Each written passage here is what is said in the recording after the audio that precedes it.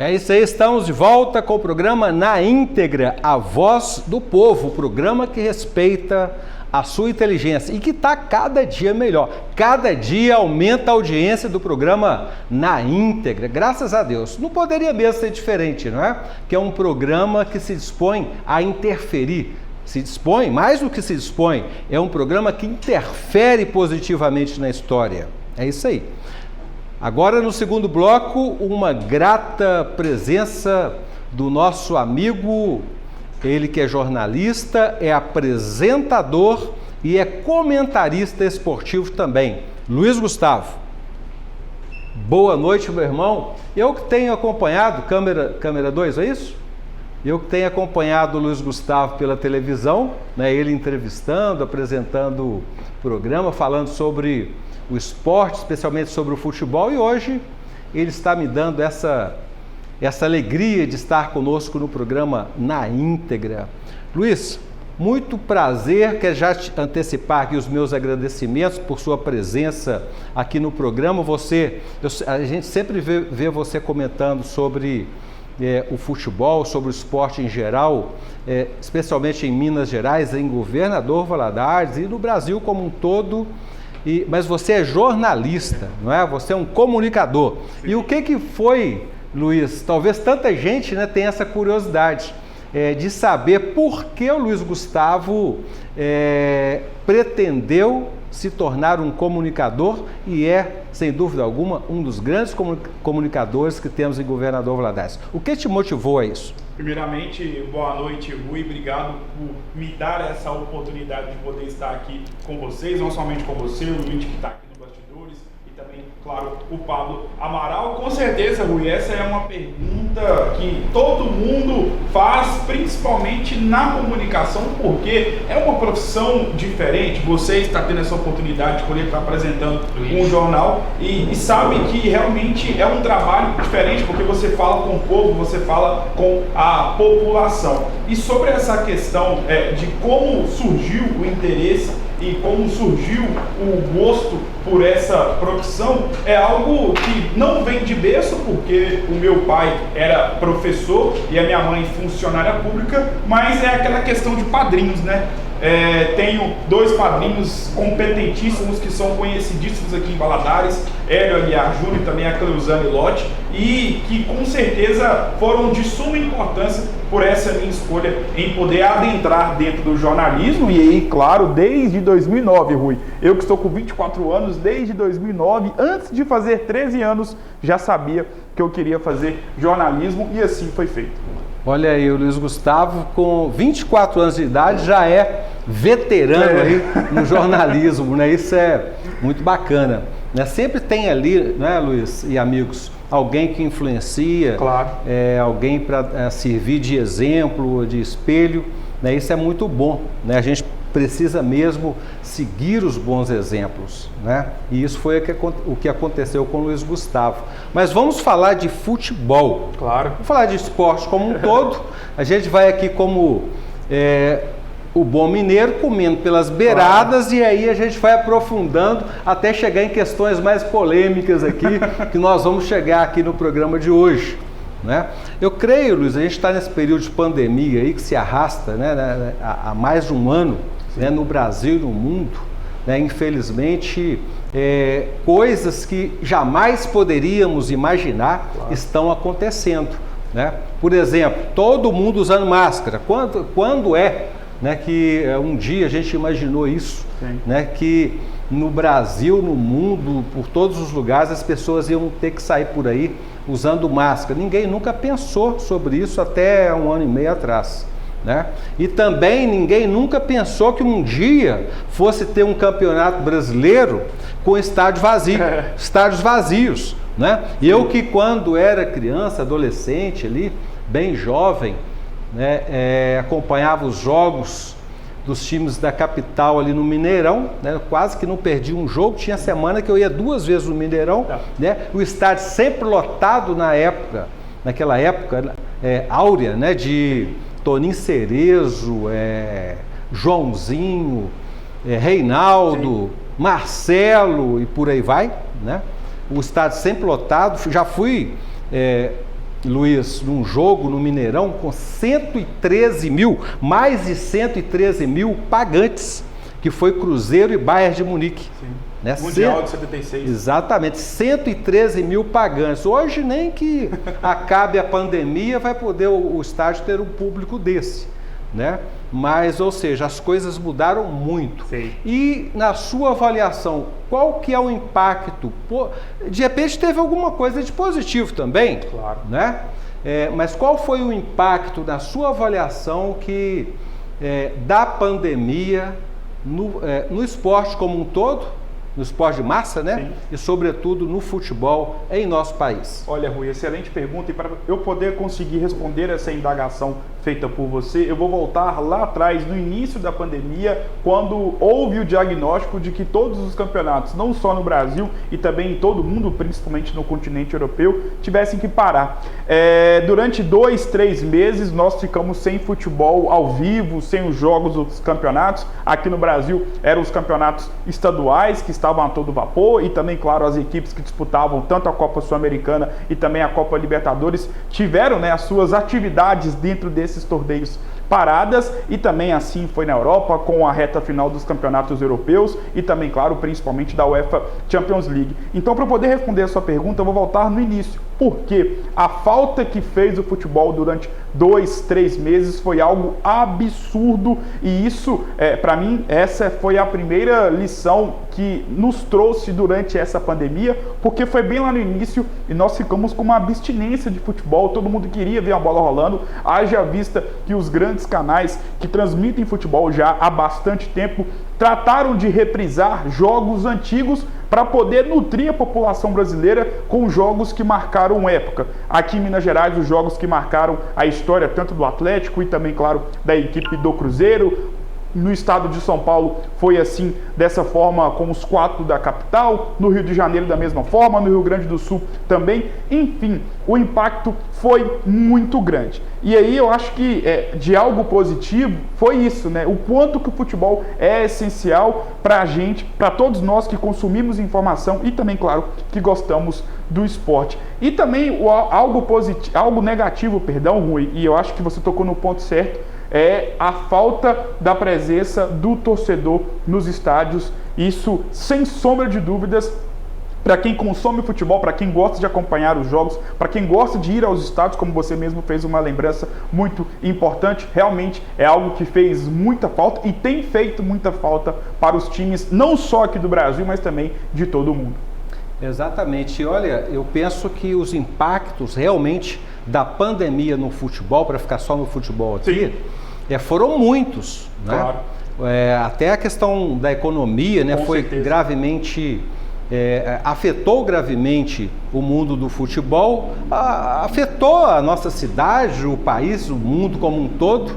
A gente está vendo aí uma quebradeira generalizada, e essa quebradeira chega também no futebol. Com certeza. Né? Que o Cruzeiro Esporte Clube que o diga, né? Eu acredito, daqui a pouco a gente vai falar de futebol mineiro, né? Mas vamos falar um pouquinho, a gente vai falar de futebol mineiro como um todo, claro, né? Mas vamos claro. falar um pouquinho de futebol em Governador Valadares. Aqui, Governador Valadares, nós temos dois times profissionais, né, de futebol, que é o Valadarense, Valadares Esporte Clube. Valadares Esporte Clube, melhor dizendo, e o Democrata, né, o Democrata bem tradicional. Claro. Dizem que é eu acredito nisso, né, a maior torcida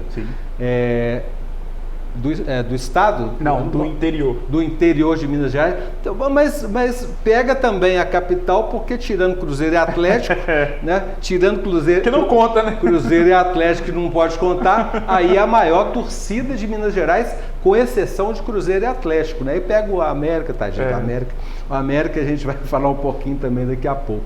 Mas o que eu fico, assim, um pouquinho chateado, um pouquinho até triste, vamos dizer assim, é com a situação do futebol profissional de Governador Valadares, do contexto do estado de Minas Gerais.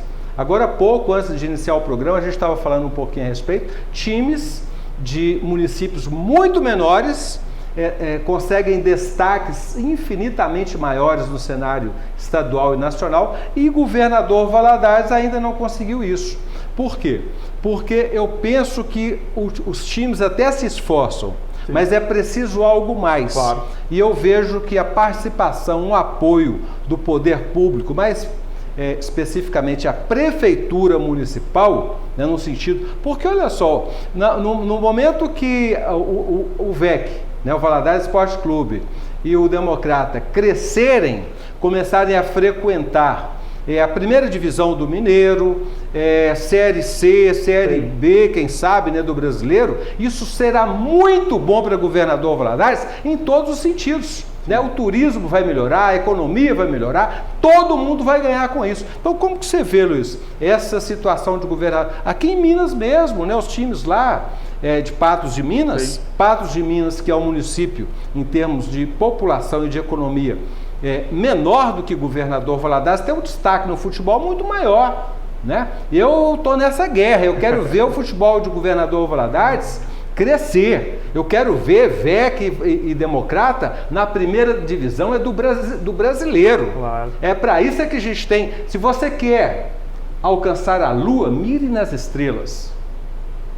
Pelo menos a lua você vai ter. Né? Agora, se você quer a lua te satisfaz. Você mira na lua, você pode ficar até sem a lua. Então mira no Brasileirão. Quem sabe você consegue uma Série C, uma Série B, claro, não é? Como é que você vê essa lamentável realidade do futebol de governador Valadares? Pode até deixar a câmera aberta aqui, Paulo, para a gente poder bater essa resenha, claro, se for possível. Eu estou invadindo o espaço aqui, nem sei se eu poderia pedir. Não, ótimo. Bom, mas só para poder complementar a sua brilhante fala, porque eu acho que você conseguiu concatenar as ideias de uma forma perfeita para poder caracterizar e contextualizar esse momento do futebol valadarense, porque, como você mesmo disse, né? Estávamos conversando até antes de entrar no ar aqui, eu, você, o Pablo, sobre a questão de como Valadares é uma cidade órfã de grandes torneios, de grandes jogos, de grandes jogadores, perante as cidades, não vou falar das capitais, mas cidades que estão aqui perto de nós, alguns municípios que são menores na questão territorial e também, claro, principalmente na questão do número da população e número de habitantes, e que acabam tendo uma expressividade muito maior do que o Esporte Clube Democrata. E é aquilo que eu falei nos bastidores, o Democrata é conhecido nacionalmente e principalmente no estado de Minas Gerais. O pessoal da capital conhece, o pessoal de outras cidades também conhece o Esporte Clube Democrata, e a grande questão, e não dá para poder fugir disso, é a questão financeira, que impacta diretamente, especialmente nas equipes do interior, porque se a gente for pegar no contexto atual, se Cruzeiro, Atlético, Flamengo, Corinthians, Inter, Grêmio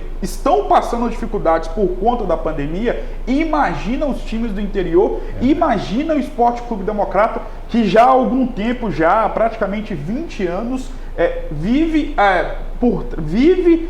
por conta de uma pessoa. E nós sabemos quem é que acaba sendo o grande, não mecenas, mas a pessoa que acaba dando todas as diligências, principalmente no âmbito financeiro. Portanto, é um cenário muito triste, porque nós aqui de Valadares, né, Rui, ficamos com inveja do pessoal de Ipatinga, por exemplo, que em 2007 conseguiu acesso para a Série A do Brasileirão. Em 2008 disputou o Campeonato Brasileiro da Série A, recebeu o Internacional, recebeu todos os times grandes, tirando o Corinthians, que caiu em 2007 e teve que disputar a Série B, obviamente, no ano seguinte. Ou seja, o Ipatingão recebeu todas as equipes grandes, tirando a equipe do Corinthians, e nós aqui em Valadares sempre temos essa sensação de que o Democrata pode um pouco mais.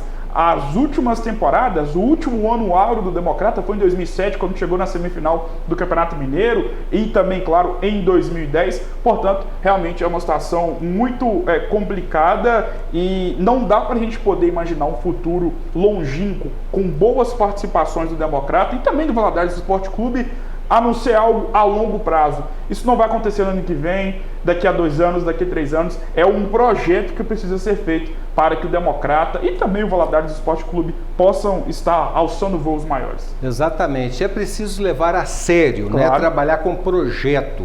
Outro dia eu tive conversando com o Alessandro Titi, né? Foi candidato a vereador em Governador Valadares, foi convidado pelo atual prefeito, pela prefeitura de Ipatinga e está lá como secretário municipal. Ele estava me dizendo como que as coisas em Ipatinga são levadas a sério, né?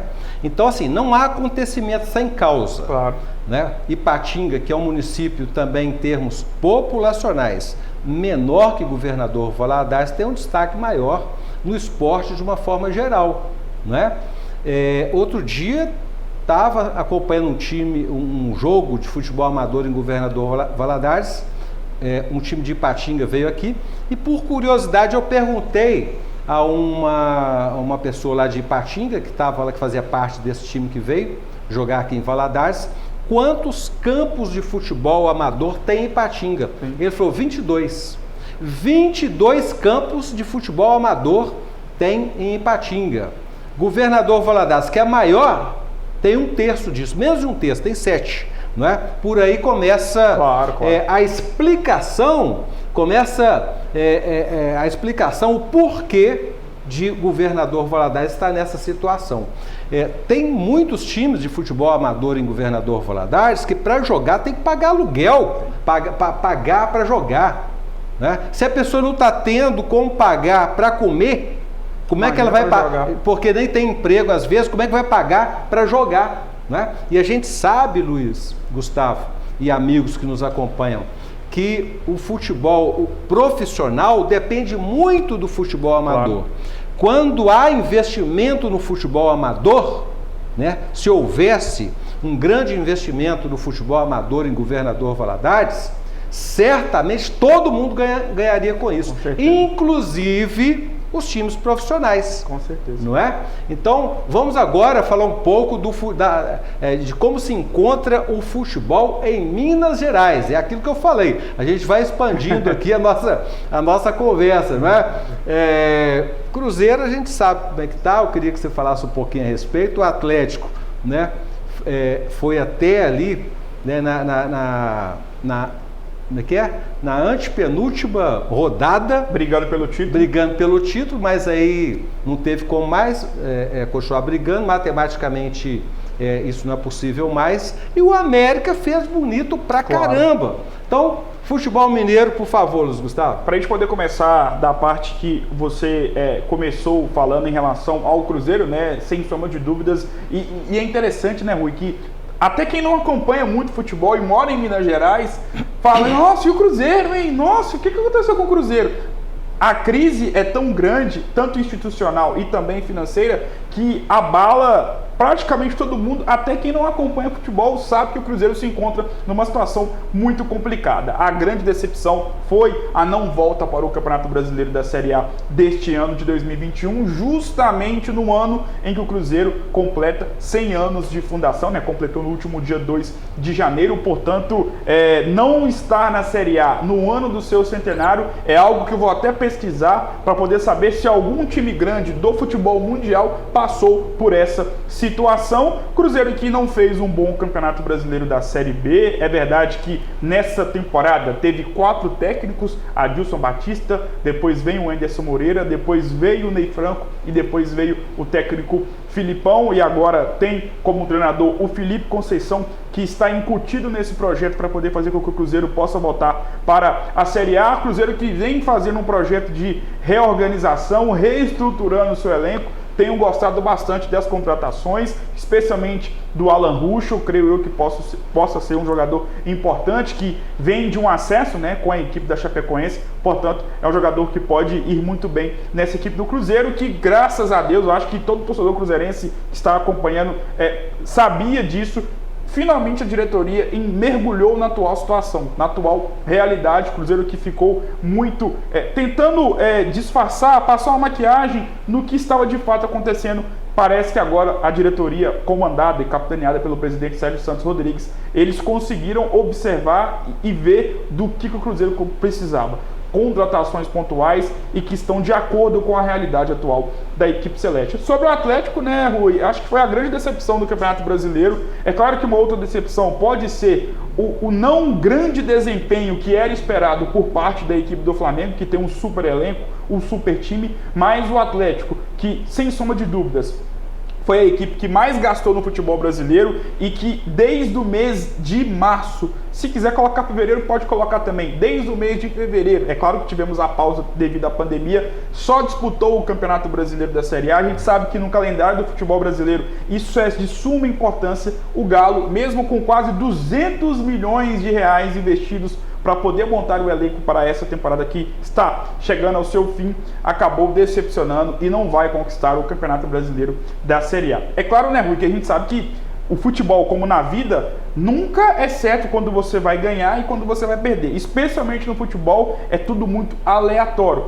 Mas você tem que ter o projeto, tem que fazer boas contratações, ter um bom treinador para poder obter êxito. O Atlético teve tudo isso e no momento em que precisou ter algo mais, comandado, claro, pelo técnico Jorge Sampaoli, o Atlético não conseguiu dar o salto maior para o título do Campeonato Brasileiro. O Sampaoli não deve ficar, deve acertar com o Olympique de Marselha da França. O Galo aí que está monitorando a situação do Renato Gaúcho, também de outros treinadores. Vamos aguardar. Mas a expectativa, Rui, é salutar e positiva para o Atlético neste ano de 2021. É uma equipe que todos nós sabemos que vem tendo um forte aporte financeiro por por uma pessoa, né, que é milionária, que está dentro daquele 1% de pessoas multimilionárias no nosso país e que investe dinheiro. O próprio Alexandre Matos disse quando saiu do Atlético que o Atlético hoje é comandado na questão financeira por uma pessoa física, que tira o dinheiro lá do débito e passa o cartão dele, só para a gente poder simplificar. Claro que não acontece assim no futebol. Portanto, tem um forte aporte financeiro, já vem fazendo grandes contratações e vamos aguardar, creio eu, que o Atlético seguirá forte e será candidato às principais competições deste ano de 2021. Como você mesmo disse, se a gente colocar no bojo, a equipe que não decepcionou e teve a melhor temporada dos times mineiros foi o América, que tinha como objetivo subir para a Série A, quase conseguiu o título, perdeu justamente na última rodada por um golzinho, assim como aconteceu em 2019 para o acesso, né? O América, que era comandado pelo Felipe Conceição, que hoje está no Cruzeiro, ficou a um gol do acesso, ou seja, o América poderia ter disputado a Série A de 2020, acabou não acontecendo, veio o Lisca doido, que fez um excelente trabalho e por um golzinho o América não conseguiu o título do Campeonato Brasileiro da Série B, que para time grande, né, o Rui, a gente sabe que é algo que a torcida não gosta, nem quer se classificar em quarto, mas para um América que está nesse processo de reestruturação, de poder tentar de vez se inserir nos clubes médios, dentro do grupo dos clubes médios do futebol brasileiro, seria muito importante, mas vai disputar o Campeonato Brasileiro da Série A.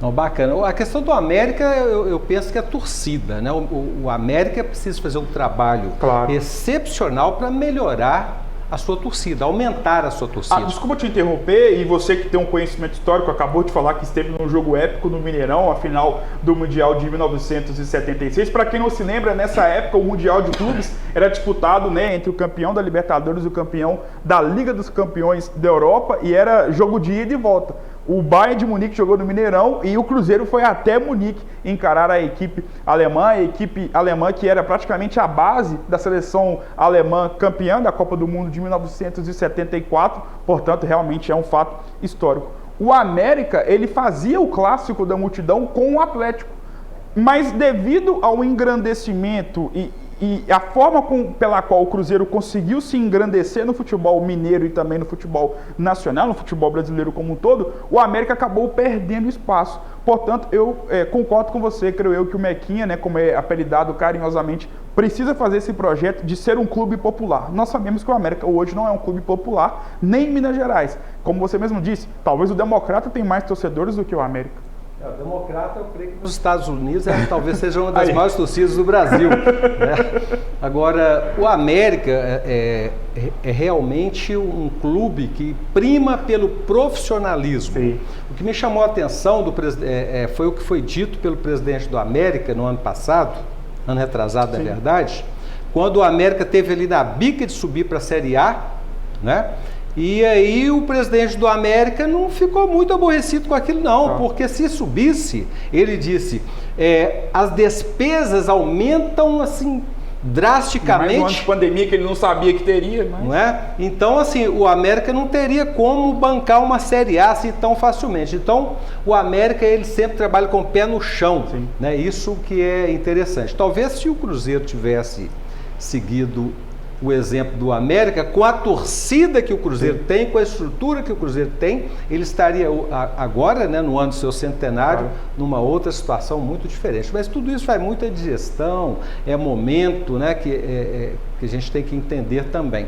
Agora, a questão do Atlético, houve muito investimento mesmo para o Campeonato Brasileiro, né? Só que eu não me iludi, desde o início eu já não me iludia não, porque eu ouvia dizer de muito investimento, mas eu não via jogadores com a qualidade, né, assim, no conjunto, né, com a qualidade necessária para chegar na ponta do campeonato, né? Então, assim, desde bem...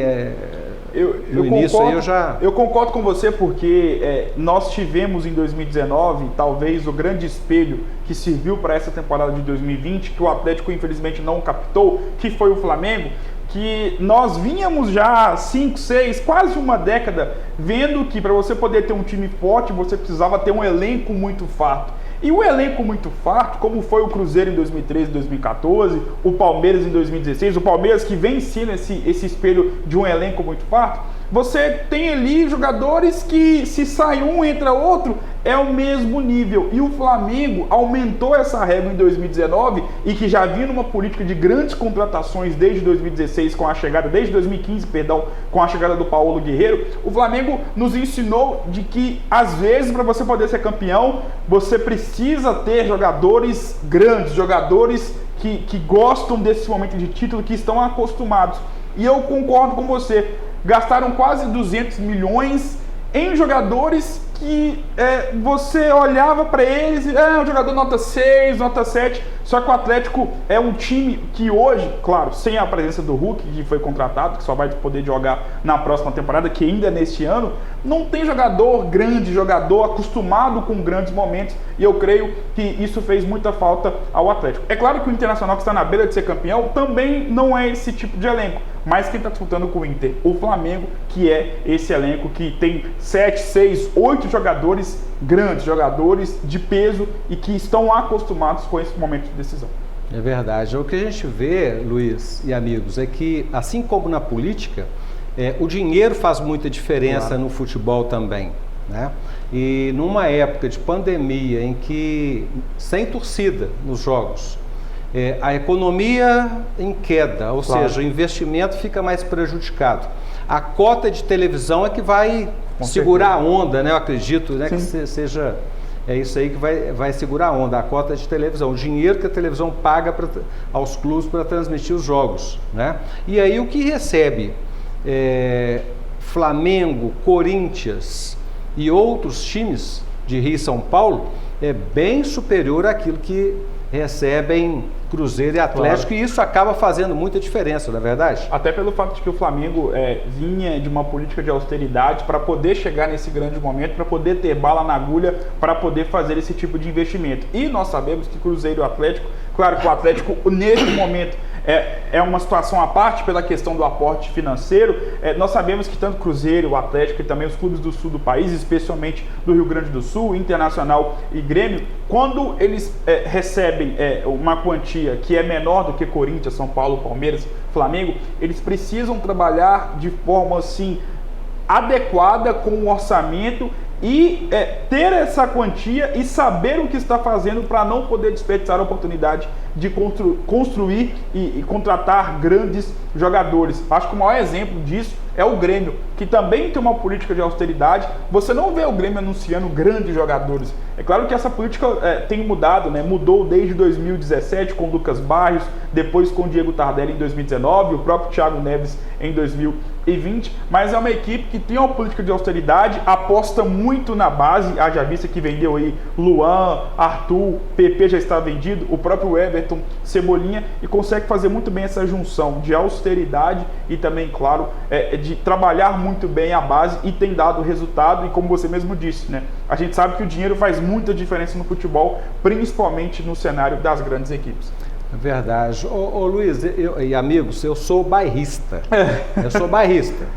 Tanto é verdade que eu era cruzeirense. Uai, que isso? Quando eu era adolescente. Fui morar em São Paulo e eu fui ver que eu era muito mais mineiro do que cruzeirense. Sim. E desde então eu torço para todos os times de Minas Gerais. Bacana. Sem exceção. Então a gente quer muito que o América, sim, o América, o Democrata, o VEC, todos os times de Minas cresçam bastante, claro, e devorem os outros times aí nesses campeonatos Brasil afora, não é? Mas, por enquanto, há uma discussão aí sobre quem é maior, quem é menor, quem sabe? Sim. E essa discussão, ela gira mais em torno de Cruzeiro e Atlético. Afinal, quem é o maior de Minas? Olha, essa pergunta é a pergunta de $1 milhão, ainda mais que o dólar está muito alto, mas eu não vou enrolar. O Atlético é uma equipe, e por toda a sua história, você que morou muito tempo em Belo Horizonte, imagino eu, que sabe muito bem disso, a torcida do Atlético é um patrimônio histórico do futebol brasileiro.